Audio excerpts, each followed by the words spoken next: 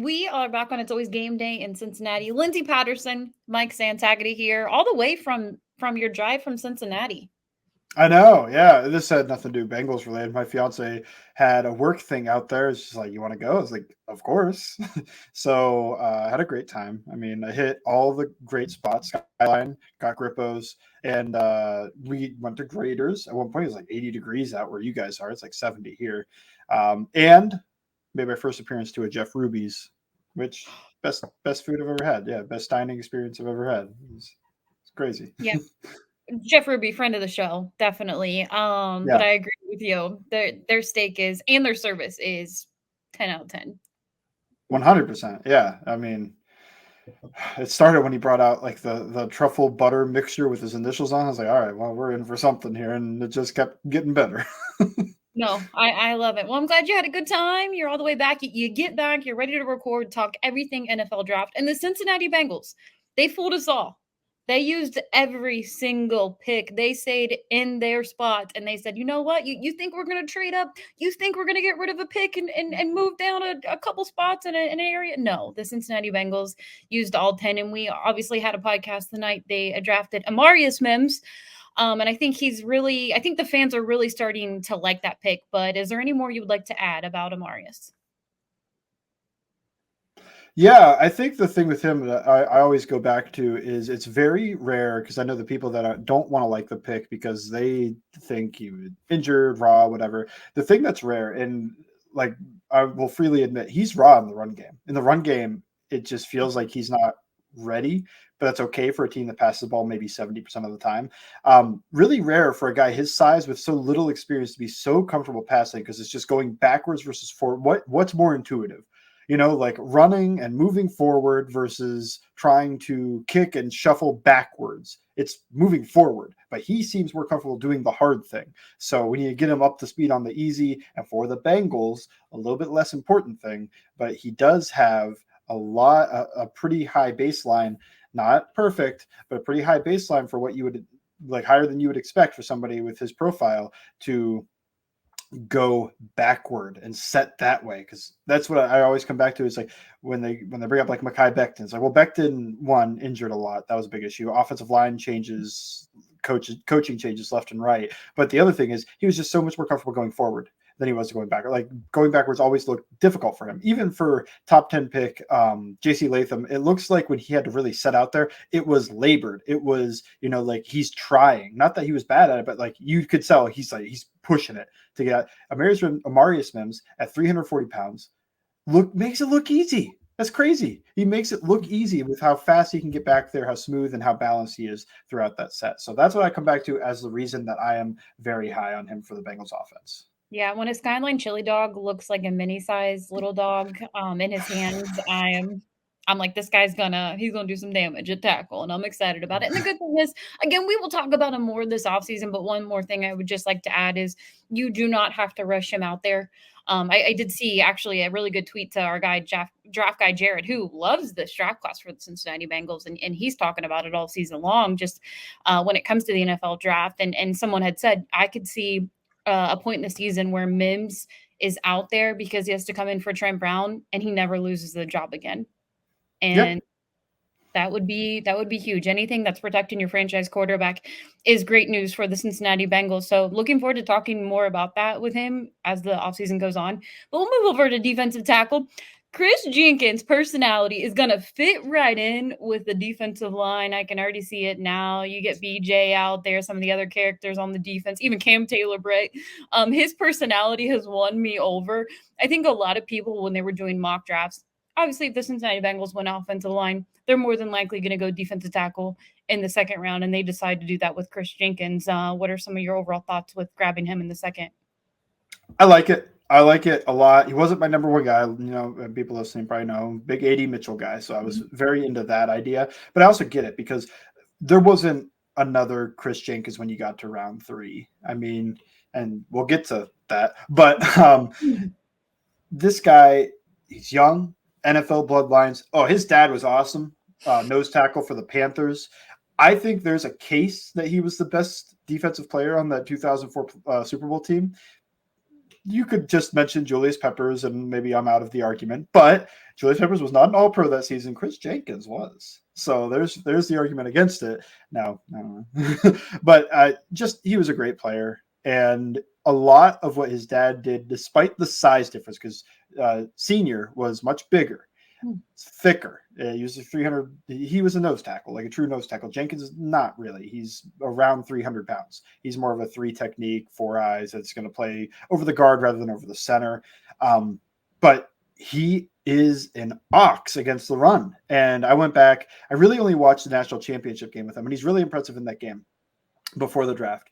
But then after they drafted him as round 3 and everything was going on, I just fired up game after game and game. Like I ended up watching like 8 games of Kris Jenkins because the Michigan defense isn't that hard to find. When you win a national championship, people want to watch. So I just going through and just like, man, like I think in Ox against the run, my one criticism there would be, I don't think the anchor against the double teams is perfect. But I do think that his upper body strength and his lower half, like anchor and strength, when it comes to guys trying to block him one-on-one, he consistently is able to put a hand in their chest or up in their throat sometimes and just move those guys. He is not going to get moved by a single block. He'll go back door on you. He's got some athleticism to him. The big criticism with his game is that he's a raw pass rusher, and he's got tools to become a very good pass rusher. But as it stands, I think you're looking at a guy that is going to see the field and give you good run defense, but probably not the most juice rushing the passer just yet, because he really doesn't have much of a plan. He's got this cool spin move that he threw out there like 3 times. And that was interesting to just throw that out there. And like, it doesn't look like a Dwight Freeney super quick spin. It's kind of slow, but it's just like hits him with the ice pick at the end, the elbow to the head, and finishes strong. Just beats, he can get a feel for offensive linemen being over their skis, off balance, or moving too far, oversetting. But until he's able to generate the same amount of power as he does stopping the run into his bull rush, I think you're going to look at a limited pass rusher. When that happens, I think that's when you could see him take the leap. But as it stands, for a few reasons, it's not there just yet. Despite him being extremely strong and being able to rush over centers and guards that he is stronger than, his bull rush is just able to be anchored by these guys right now. I think it's a little bit of some hand placement. I think it's some setup stuff he could do. And I think he could probably hit it a little harder at the start, because it does seem like Michigan wants him to read, run, then pass. So if he gets in those 3rd and 14 pin the ears back situations and he just fly off the ball, then we might see a little bit of development there. But until I see that bull rush as an effective NFL move, I'm not sure he's going to be a high-end pass rusher. But what I do think is he'll be able to see the field and provide quality run defense right away. Yeah. And something they do need with DJ Reader no longer on the roster, but we'll get to more of that in just a moment. We'll flip to the 3rd round, 2 picks in the 3rd round for the Cincinnati Bengals, and I think this one was a huge surprise. Not that they went wide receiver in a loaded class that Daniel Jeremiah talked about most of the offseason going into the draft, but they went Jermaine Burton. There were other wide receivers that they probably could have gone with, but when you see Zac Taylor just slamming his hands on the desk in happiness and excitement that Jermaine was there. There was talent going into this draft, and obviously Nick Saban was able to talk about, his former wide receiver. But when you think about this pick, I know a lot of people who study the draft, who are Bengals fans, who break down the NFL draft, kind of the tape going into draft day, said, I stopped watching Jermaine's tape because I didn't think he was going to be someone the Cincinnati Bengals would draft. What was your reaction when they picked him? I said that. Yeah, me too. I was like, I didn't even bother turning it on because I thought, oh, well, everybody keeps telling me, oh, they're not going to be interested in A.D. Mitchell. And it's like, okay, well, then they're definitely not going to be interested in Burton, right? So I'll just skip over that and keep going, because you only have so much time. I don't have enough time with it. I have some stuff going on, but like I even if I didn't, I don't have time to watch 300 prospects. So you kind of just go like, I don't think the Bengals will be interested. So you think you can get away with kind of just not watching that guy. Then they were interested. All right. So it's not hard to figure out he's probably better than this draft slot. The thing is the off the field. And is that a real concern? Is he going to be a real issue off of the field? Is he going to get suspended? Is there anything that could happen? He got changed all those teams, and he had the incident with the fan. So the head's on right, and they can get him kind of going in the right direction. It's easy to see how this pick returns high-end value. It's a home run swing, just like the Amarius Mims pick. I think it was the Kris Jenkins. They choked up on the bat a little bit. Let's take it easy. Let's hit a single. Let's hit a guy that we know is going to be pretty good. He might not become Chris Jones, but I think he'll become a pretty good player. The other two picks that surround it were like, oh, let's just rip it. Let's take as big as hack as we can. And I like that because some people think about it as like a batting average for your draft, and really slugging percentage is bigger. Like if the Chiefs missed on Sky Moore, who cares? Because the next round they got Creed Humphrey. Or I don't know if it's the same draft, but like that idea of like, well, let's just take a few home run swings. And maybe Chris Humphrey is a home run swing, but Trey Smith was in the 6th round. That's a home run swing, and it's panned out. Like that's huge. Hitting those home runs is how you win drafts. Not getting a guy that's like, hey, he's solid. Like coming away from drafts with Daijahn Jackson is like, yeah. He could play a little. He could be your average second corner. It's like, is that a win? It's a quality contributor. But is it the same as we might have missed? Let's say only one of the two pan out. Like either Mims or Burton don't work, but the other one smashes. You either have one of the best right tackles in all of football, or maybe you have an awesome wide receiver, the second or third best wide receiver from this class, something like that. Like they don't care that you missed the other one. Like that becomes like but look at the value we got on the other side of this. So I haven't watched him. Full disclosure, I've seen some very interesting stats that he doesn't drop balls, but he also, the average throw to him is like 20 yards down the field, which is crazy. Reminds me of like Devery Henderson or I was trying to think of a few other guys, but yeah, like undersized though, because sometimes in the NFL, a lot of those guys that have like the 18 air yards, it's like Vincent Jackson, like a guy, he's just going to jump up and dunk on people. And I don't think that's Burton. I think he's more of the burner. I think he's more of the type that gets behind the defense or is able to find his way 18 yards down the field. He might be able to dunk a little bit, but at 6 feet tall, 6'1", whatever he is, it's probably not going to be the name of his game. So I'm interested to watch him. I think he's a good, based on everything I've seen, I think he's going to be I think if the head's on right, he's a good player. It's easy to see why somebody like him falls to this range. Same reason like A.D. Mitchell, probably if he's, head on right, he's going to outplay his draft stock too. He'll probably be better than, Leggett and Pearsall and those round one guys at the end of round one. Worthy, I think his teammate, I think he's better than him. So you look at Burton and you can see exactly why the Bengals did it. Now, the only thing I'll add on is when Zac Taylor's slamming his hands on the thing, it almost reminded me of like a friend going like, let's do shots. Like, I got to work tomorrow, but now let's go. Let's do it. Like he knows there's a big risk that he's taking, but he really wants to. He really wants to do this. So I think that part in my brain is what I saw a little bit too. Is just like, you know what? Let's do it. Let's just do shots. Just think of it like this, and then we're going to move on to our next segment. We'll talk a little more about the other rounds and players, and then also the other pick in the 3rd round for the Cincinnati Bengals. But when you think about him as a wide receiver overall, I think you bring up a good point. If he hits and you hit it out of the park, then a huge win for the Cincinnati Bengals and their front office. For one, he's a rookie. Your cheaper wide receiver, when you see what the wide receiver market is, you have a wide receiver number 3 and Jermaine Burton, because they're not going to have Tyler Boyd on this roster anymore. And if he hits, it is absolutely insane for this offense. And I'm not ready to talk about 2025, what the wide receiver room looks like, because a lot can happen in the season. But you have one more year guaranteed with Jamar Chase, T. Higgins, and then you get this rookie and Jermaine. And I think it could be a lot of fun for this offense. And we'll get to all the tight ends and how that impacts everything on the offensive side of the ball. But yeah, I'm hoping it hits. He did fall for a reason, but hopefully this works out for the Bengals offense and they have the 3rd wide receiver going into the 2024 season. We will talk more 3rd round next on It's Always Game Day in Cincinnati.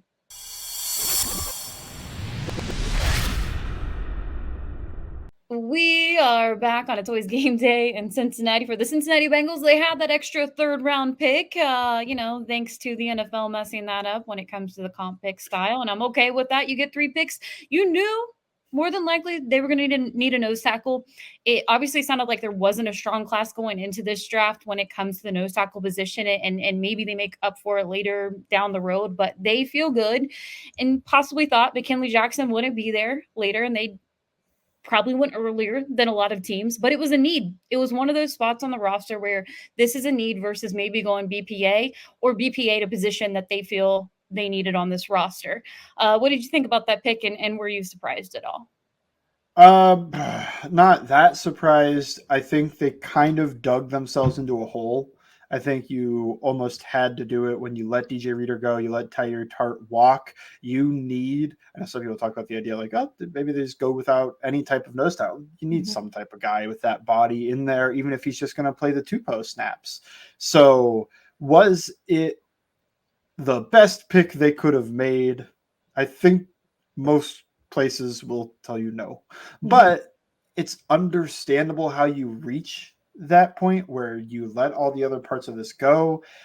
I wish it was round 4, just because in my brain, top 100 picks are just, outside the top 100, I just feel like, yeah, these guys are lottery tickets for the most part. And that's when McKinnley Jackson can play up to or outplay his draft stock. Outplaying a top 100 pick is difficult. Now, if he ends up being a solid nose tackle, I don't think anybody will complain. I just think most consensus boards and everything else, I think at one point he was supposed to go around this range, but after they watched him this season, full disclosure, I did not watch, so these are not fully my opinions. It seemed like a lot of people were disappointed and had him in the day 3 range. So I don't think it's terrible to reach for a need and the 97th pick, because it is almost outside the top. Maybe if heard it's a weaker draft class, you look at some of the guys they could have taken, like maybe they already drafted wide receivers. So they're not going to take like Troy Franklin, or I don't even think they would take Jatavian Sanders because he's just too much of the same flavor of the tight ends that they have. Brandon Dorlus is just, similar to what they drafted in the other spot of the 3rd round pick.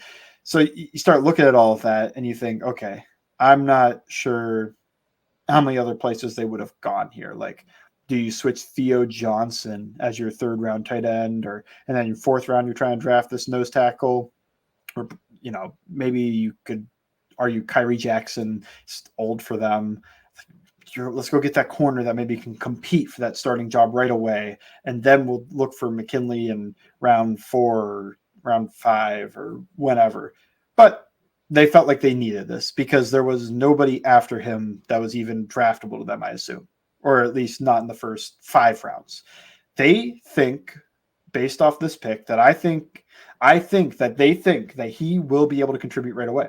I think would be their plan. Now, I'm not saying it's 700 snaps or 600 snaps or just taking all the DJ Reader snaps, but do they expect him to play 300, maybe 250, somewhere in that range of like maybe Tupou, maybe a little bit more than Tupou was able to do, and provide some quality nose tackle snaps? My one complaint after everything I've seen is like, it seems like he's got a pretty good movement ability for the size. I'm concerned about a nose tackle that everybody keeps writing doesn't take on double teams well, because that's your job. That's the job of what you're supposed to do. Like, it's great that you can backdoor some stuff and you can get these TFLs, some splash plays, and do some fun things. But the number one thing for a nose tackle for me is that, like, anchoring against those doubles. Like, I love T'Vondre Sweat because he could do a little bit of that backdoor, slant, cross faces, pass rush a little bit more than you would expect, but he could take on doubles. If McKinnley Jackson is struggling to take on double teams at the college level, that doesn't get easier at the NFL level. So he's got the size, he's got the strength. Maybe it's just all technical. I'm going to watch him in depth and eventually write something on him. But my first opinion after watching some clips from Draft Guy Jared and some other place and reading some reports, it's like, it's the money ball of like, if he's a good hitter, why doesn't he hit good? So if he's a good nose tackle, why doesn't he play nose tackle good? Like, why is he not taking on double teams? Yeah, it kind of felt like, if you go back to some of the videos, one of the things I do when they draft guys in the mid to late rounds is you search the easiest thing. You search their name and it's probably easy. You see the videos from college, the off season, going into the year. And it really felt like his hype was up a lot before the 2023 season. and not an extremely strong nose tackle class, which we knew going into the draft of just, talking to different people. And unfortunately, it didn't live up to it last year, but, we'll see how it pans out. Definitely a football guy. Not sure if you saw the combine interview where he's like, I'd play football for free if they was. I'm like, well, hey, yeah, if you want to, we'll see how it works out for you. But Let's exploit labor. he already has a playbook, definitely just a football guy ready to go. But no, I mean, I hope it works out for him. But I think a lot of people, if they were to look at the picks for the Cincinnati Bengals, that would be an easy one where they thought, okay, maybe they drafted him a little too high, but maybe the Cincinnati Bengals thought he's not going to be there in the fourth round when they planned on or were projected to get him. And they went a little bit early. So we'll go to this tight end. The Cincinnati Bengals, all of the talk about Brock Bowers maybe being there in the first round, they surprised a lot of people. They surprised me. They went tight ends twice in this, and we'll get to the other one in just a moment. But Erick All, Louis Riddick, who was on ESPN, I was watching some of the draft coverage, and, maybe they're just saying this to say this, but he said if Erick All can stay healthy, that's a home run pick for the Cincinnati Bengals, and he has that George Kittle type of vibe for Joe Burrow as a tight end. And that is very high praise. Very high praise. Obviously, coming out of Iowa, a lot of people just say, you know what? Iowa tight end, the connection is there in the NFL. The biggest thing is health. He did talk to the media, and it sounds like, the back injury he did have, that doesn't seem to be a concern. The biggest thing is his rehab from the ACL, and he's expected to be ready for training camp.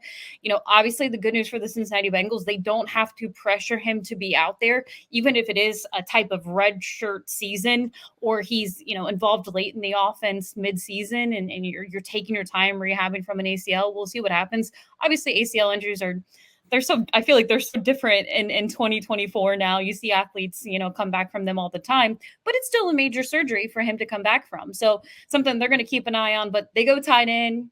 How do you feel about this pick? I like it. Another home run swing. Again, I could just say this. I didn't watch any of the guys who drafted after Kris Jenkins. So surprise. Yeah, a little bit of surprise here and there, and a little bit of like, oh, they just didn't take a running back. All right, I watched those guys for nothing. Right. So I wanted to get to Erick All, just ran out of time, and I've seen some people like he's a sleeper, like the Louis Riddick thing. It seems like he's got good movement ability. He is a tenacious blocker on contact, and he does a great job of lead blocking in space.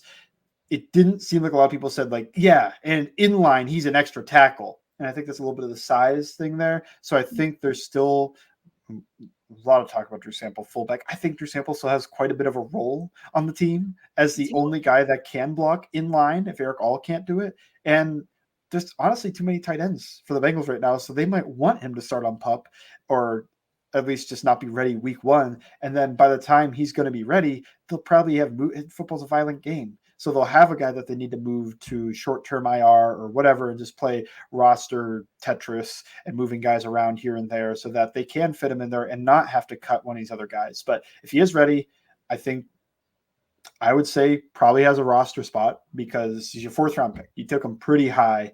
I think you're going to lock him into a roster spot on this team. Seems like surprisingly good movement ability and some awesome blocking and tenacious blocking when he is in space. Yeah, one of the things I said actually right before we jumped on this podcast, it's cool seeing people from the outside talk about this draft class for the Cincinnati Bengals. And it was a lot of, if this guy works out, if this guy is healthy, the Cincinnati Bengals hit home runs. And I had said, I felt like the Bengals stepped out of their comfort zone a little bit in the best way possible. Yeah, you're taking a chance. You're taking a chance on every guy in the NFL draft. You really do not know how it's going to translate from college football to the NFL for some of these guys, especially in the third, the fourth, the fifth, and seventh round. But for them, I truly felt like they were just going to say, you know what? Let's try something a little bit different. Probably not a good comparison when talking about McKinnley Jackson, getting him early in the third, but there's some other guys that they feel good about. And if they work out and they're healthy, then, we might look back at this and say, this was one of Zac Taylor's best draft classes. And he needed one. They need one. They used all 10 picks. You want some of these guys to hit. Not every player is going to make the roster. We'll see how that works out when they get closer to July. But I don't know. I feel like, Erick All, if healthy, could be a lot of fun in the tight end room for them. But we'll move on. There is another tight end we'll get to in just a moment. Josh Newton What a character. I'm already loving his interviews. I think today he tweeted something about OBJ with the eye emoji. He's all in. He's like, man, we got a team. This is cool. The night he was drafted, he seems like a fun one. Even I saw the media say that, that guy's going to be a fun interview to have on this team. And they go to the secondary. Add Josh Newton. I know you said you haven't had a chance to go back and watch a lot of the tape, but any reaction to that pick?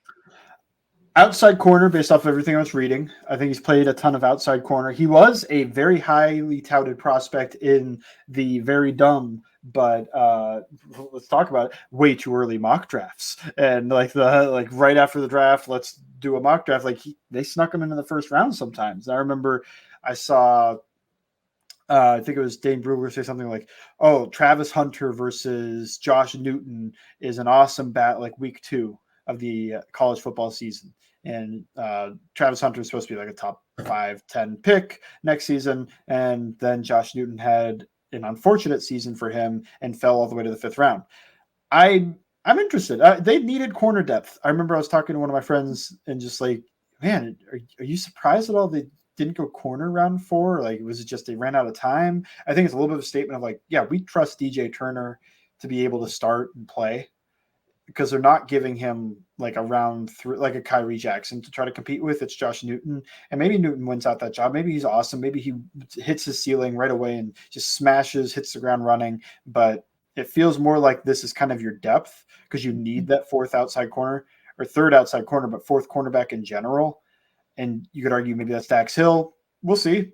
It is a little surprising that it seems like they are not just about him playing some slot corner. It sounds like outside corner for it. Man, okay.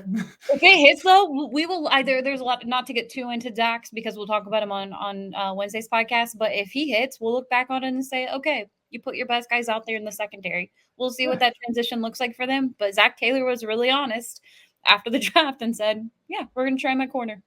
Yep, not a safety. So that vibe's a little bad on that pick right now for me. But Josh Newton, I'm interested. I think if the thing is, corners get injured pretty often, despite it not being like in trenches type position that guys are going down and getting physical and always getting hurt. They go down plenty. You look at the Bengals past, I think it's like 500 plus snaps each of the last 3 years. So you're probably going to see some Josh Newton this season. I don't know how much. Maybe, hopefully, the corners are just healthy all year and you don't have to see them. But then you'll be able to see him play. You'll be able to. I think this is an important pick for them, even if it might not be your favorite pick. I think, or like maybe this isn't where you want to take a corner. It's still important that they get the right guy in this spot, because he's probably making the team, being a 5th round pick. Almost certain. I feel like it feels like round 6, round 7 are like where you're like, you could probably be a roster bubble type of situation. But 5th round, I still expect those guys to make the team. I think he makes the team. I think he makes that 4th corner, 3rd outside corner back up to DJ Turner and Cam Taylor-Britt spot. And he could push. He could.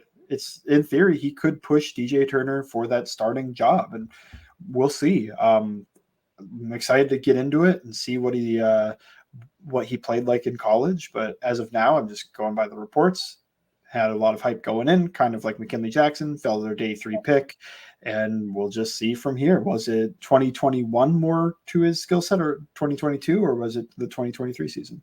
Yeah, it definitely felt like the overall reaction was he had a better season the 2022 versus last year. So we'll see what happens and, what that means for the secondary. But I agree with you. I think he's going to be on the roster and you have more depth in the cornerback room. But we'll get to more. There are 4 picks still to talk about for the Cincinnati Bengals on It's Always Game Day in Cincinnati.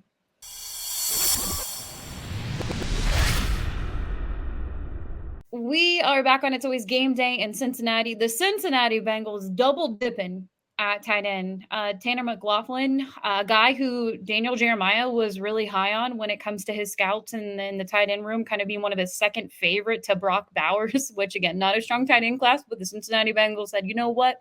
We are finally going back to the tight end draft class and we're going to get 2 of them. What do you think overall of the tight end room right now? I know you just mentioned Drew Sample and some of that reaction of, he could play fullback. We'll see what that looks like. Injuries happen. Erick All to be determined on what his health looks like going into the season. But what were some of your thoughts on Tanner? I think he is competing with Tanner Hudson for the last spot on the tight end to make the active roster. or to make the roster, really, because I don't see them keeping 5'10". Whether or not you want to consider Drew Sample a fullback, it's still a roster spot. Like, I don't understand why that means you can now keep an extra tight end. It's like, yeah, but they usually just don't carry a fullback. Like, I don't fully understand how the math here. It's not working for me.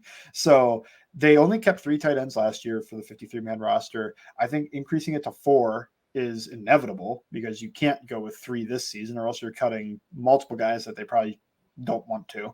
So I think, to me, the tight end depth chart will probably be like Drew Sample, Mike Gesicki, Erick All if he's healthy, and then it's the Tanners competing for that last spot. Who's going to make the team? We'll see. I don't know. I didn't even know this guy's name when the draft happened. So I hope he outplays it, and I hope he's awesome. I think he's in a real fight for that spot. And if he doesn't make it, does he make the practice squad? Does he not? We'll see if that even comes to that. Will Tanner Hudson make the practice squad? Will he not? Who knows? But it's interesting to add more depth, and I like the idea of adding these guys and keep adding in more guys to this tight end room, which didn't have a ton of talent going into the, I think most people probably look at it and go, that's one of the worst tight end rooms in the league, most likely. Mm-hmm. So now you keep throwing more darts at it, and provided you're able to properly analyze it in the preseason camp and pick these battles out correctly and keep the right ones, you might be looking at a much better unit than you were expecting going into the year. Yeah, and it's crazy because they have Mike Gesicki on this roster too, and we'll see we'll see. Again, more of kind of the slack guy. We'll see how that works out for them offensively. An edge. That's exactly what the Cincinnati Bengals team needed. Another edge, and they had Cedric Johnson. Again, another depth piece to be determined on what it looks like for the roster. There's how you feel. I'm just going to ask you. Oh. That's exactly how you've got 10 picks. So I feel like you're gonna get to some guys that are like, yeah, why not? Right? This is a comp 6. This is outside the top 200. Let's just fire a dart. Let's see if that hits. This is essentially a 7th rounder. If he smashes, maybe he pushes, make the team. We'll see. But man, that edge room is pretty tight. Now, do you think if he's able to push to make the team and kick an edge off, I feel like it has to be Joseph Ossai, which is crazy. So I think they get one more season out of Joseph Ossai. I think so too. So that's why I don't think he's going to kick him off. Now maybe that they just do different math for their defense. So they keep an extra edge and drop somebody else. But that's it for Joseph Ossai. I just want everyone to know that. Like it's this year. Like it's no Even more. if he does really well, he probably doesn't want to stay. Now the main way I see this, that he somehow stays on the team, is like the God forbid Trey Hendrickson trade. It's like, okay, now we have another edge in the room type of situation. But I don't think they're doing that. I don't think they're listening to those offers. No. I think that Trey made the claim, and they went, that's nice, and just hung up the phone. His agent Googled, how do you make a trade with the Cincinnati Bengals? Use the word retirement. Okay. No. Next, he has to try to fight a coach, and then we might have some traction here. Yeah, put the depth chart on the whiteboard. But no, one more thing I do want to add, just kind of connection with that edge. Zac Taylor did mention in his press conference after the draft that the Cincinnati Bengals, and he was very supportive of Trey Hendrickson. And he just reminds you of why you're happy that Zac Taylor is the head coach and what he does for the culture. But there will be discussions between Trey, his agency, and the Bengals front office this week, and we'll see what happens. Maybe they add on some more money, or they add on another year, but we'll see what that looks like for them. And obviously we'll talk a little more in depth about Trey Hendrickson and the edge room on Wednesday's podcast. But more secondary help. Again, we're getting late. We're almost to the end of these 10 picks, but I'm actually excited about the very last one too. Daijahn Anthony, more help, more depth. What are you looking at in that room? I mean, you had can't have enough safeties, I guess. I mean, he's in a battle with Tyson Anderson, I assume. Yeah, Tyson's coming off the injury. Yeah, so technically Tyson could be pupped, and this is who takes his spot on the roster. I think they want to keep 4 safeties, and Dax is not a safety to them. So You've got the 2 starters, the 3 guys competing for those 2 jobs, and then 1 extra. Is that Tyson Anderson? Is that Daijahn Anthony? I don't know. I don't know. Tyson Anderson does very well in preseason. So, Daijahn Anthony is going to have to perform at a high level this preseason to push him to make the roster. And special teams is probably big for all these guys. I think the new kickoff rules is one reason that you could look at Tanner McLachlan as like maybe he can push to make the team. Like he gives you more on the kickoffs than Hudson does, or maybe they just keep both because he's so good at doing the kickoffs, and they keep one less smaller body. Like you used to just have a corner or a safety or a wide receiver. That they're Stanley Morgan is like his entire job is special teams. So maybe that's now a tight end. Like your entire job is special teams. So maybe he can long snap. They need a new emergency long snapper with Mitch Wilcox's departure. And I think when you think about some of these position groups, the Cincinnati Bengals may carry less running backs and decide we're going to carry an extra. I'm seeing three. Even though they usually a 4 team. I feel like it just doesn't make sense. Yeah. I mean, that would be a very surprising keep for me of like, all right, what's your plan with him? There was absolutely no plan after the Super Bowl, or it was the year of the Super Bowl. They got so mad that he got rerouted on that rail route, ruined the possibility of a touchdown. I think it was a 3rd down. They had to punt afterward instead. It's like they got so mad he just never saw the field again until he got the first carry last year. They're like, yeah, great 8-yard gain. Get used to the bench, buddy. It's like, all right, I guess, sure. Well, they don't like him. Whatever he's doing, another running back has an opportunity, but I would be surprised if they kept Kris. Maybe he is just really good at this new kick return. That would be, I think, the only way that I could see Chris Evans making the roster is like, oh, wow, look at him in preseason. He returned 2 of these for touchdowns. I'm calling it now. Daijahn Anthony is going to be our preseason hype guy. Everyone's going to be excited. Right. He's going to be making plays. We're going to be like, oh, yeah, you got to have this guy on the roster. It needs to happen. So we'll see. Again, the Cincinnati Bengals want all the depth. I'm okay with having depth in your secondary. Let's go to the last one. I will be completely honest with you. I just said Cincinnati Bengals interior. Just give me an interior. And maybe the board fell differently for them in the mid to late rounds. They get a guy who I feel like a lot of people, even Gridiron grading, they said when you look at this draft class for the Cincinnati Bengals, somebody who, could possibly stand out. Brandon Thorne, O-line expert, I mentioned or asked him on social media yesterday. I said, could you see a guy like Matt Lee starting in the interior in 2025?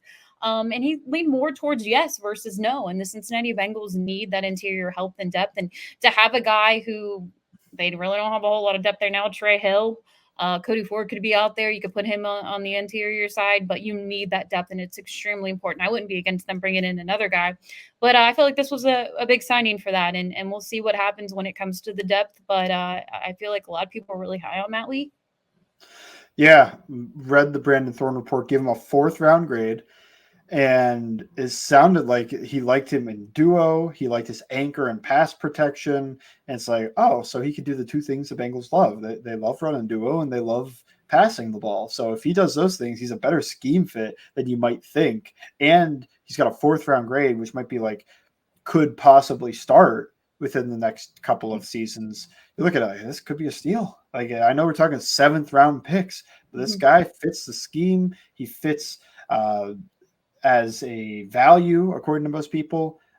I see it. I see the vision. I didn't watch him like everybody, but yeah, it seemed like whether you're looking at his analytical profile, his film profile, this was a value for them, similar to like they all disliked the McKinnley Jackson pick. Seemed like they all loved the Matt Lee pick. Only time will tell how these 2 play out. He's going to probably battle Trey Hill for the backup center job this season. So your first step would be you got to win that job as the true backup center. And then next step is, do you get playing time because you are the main interior offensive line backup? Do you get playing time later in your career because, Ted Karras leaves after this season? Or there's a lot of ways that he could end up on the field. And if he's as good as the reports said, and he plays up to that, no injuries, no weird stuff that happens to him, I could see it. I could see how your 7th round pick now becomes a starter on this offensive line. Maybe a little bit of a Trey Smith situation. Obviously, he fell for different reasons when the Kansas City Chiefs were able to get him. But maybe you do get a gem, and that's absolutely huge when you think about interior depth in your future. when it comes to your interior offensive line. So we'll see what that looks like for them. For someone who didn't get a chance to watch a lot of these guys, you had plenty to say about them. I read everything. I mean, Great for I'm you. yeah, I'm gonna be knowledgeable, even if I didn't personally watch them. Like I'm gonna look at to people I trust, Yeah, and maybe I don't always agree with those people. Like I love Brandon. I think Brandon's smarter than me when it comes to offensive line play, so but good. I don't 100% agree with him every time he has a pit. It's like, well, maybe I value this thing a little bit more than Mm-hmm. he does. But like if I need, he watches way more guys than me. So like if I need an opinion, I'm gonna go look there and be like, okay, what does he think? Because this is one of the guys I really like listening to his offensive line takes, knowledge, etc. So seeing him like Matt Lee was good, and then I looked at I've got a few guys in like everything. I was like, Yeah. okay, so what does this guy think, or what does the general consensus think of these guys? Or you look at Jermaine Burton, you're like, okay, what do wide receiver guys think of him? So yeah, I try to stay at least up to date that I could talk about. I don't want to just have a thing of like, I didn't watch him. Let's Yeah, I move. didn't. I'm not gonna. Yeah, no. I think all your stuff was really good, and I know you'll have more breakdowns over on social media. We'll go ahead and get to our draft grades in just a moment. I do want to add when we talk about guys who like some of the Bengals picks. Duke Manyweather, friend of the show, he was huge on the Mims pick. Love that for the Cincinnati Bengals, and I know even us going into the podcast talking about who will the Bengals take at 18. You seemed really big on Mims being a possibility, and your top O line guy. Well, Yeah, obviously, no, especially in that spot. Joe Alt wasn't going to be there, but Yeah, but I mean, honestly, when you looked at like would have taken Olufashi over him, yeah, I mean the floor is probably higher, but I think he was number 3 before Latham for me, and before Fuaga, and before Fautanu. Even though I like all of those players, Mhm. I just think that the ceiling of Mims is untapped. Now, one player we did not discuss, and the experts Oh love my him: goodness, how could I? Austin McNamara, punter, UDFA. I think gotta discuss it because we have Punalytics come on. They said number 2 punter for them. They gave him a draft like you should take this guy in the 6th round.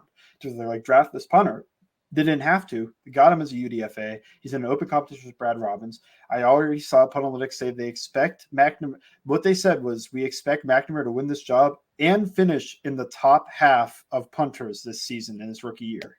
So Okay, if that happens, smash. Like just pretend they drafted him. Like if that's what happens. cut the clip. We need to go back to that interview. But no, I could be wrong, and I apologize, guys, because I didn't go back and watch punter tape or anything like that. Someone said he hit a 97 yarder. I think I saw that too. They were lying to me, but hey, maybe Look, internet said it. I believed it because it sounds cool. Look, maybe if they somebody just would want have to told get me, yeah, if somebody tells you after the draft that Evan McPherson one time kicked a ball that took the lid off of a Gatorade bottle, would you believe them? But then the no. video came out, and I was like, oh wow, he did that. Yeah, How? I need the 97 yarder tape. If you're still listening, make sure you send that to me because I do need to see this for proof. But no, it sounds like there's some positive impact that he could make when it comes to the punter competition, and good for the Bengals. They didn't even have to waste a draft pick on it. I know they did last year, so we'll see how that works out for him and Brad Robbins. But now let's get to it. Draft grade for the Cincinnati Bengals. I always kind of feel silly doing this until you get like a couple years down the road. You can look back at the draft class and say, oh, that's really how it panned out. But you know what? We live in a world where we need reactions. So, what is the draft grade for you?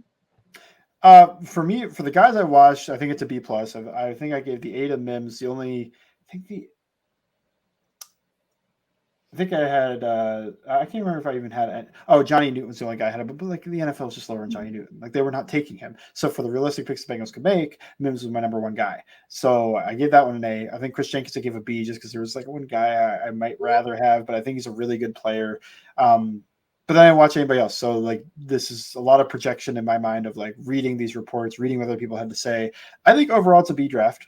I don't think that they 100% smashed. Like you're gonna look at 10 picks and 8 starters and whatever. Like I don't think they look at it that way, or even 8 contributors. But I think you took some home run swings, which I like.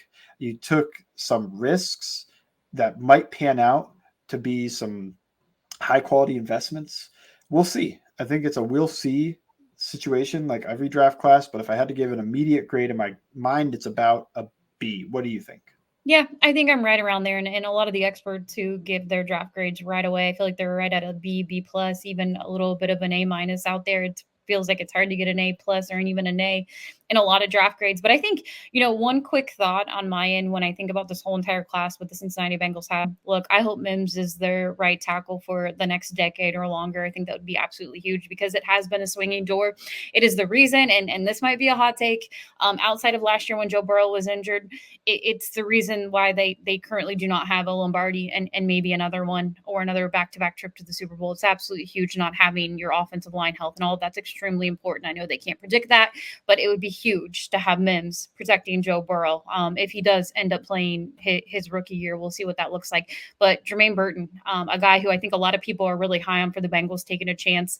The excitement is there. I hope it all hits, to be determined. The biggest thing is everybody staying healthy, but I agree with you. I think B's probably fair right now.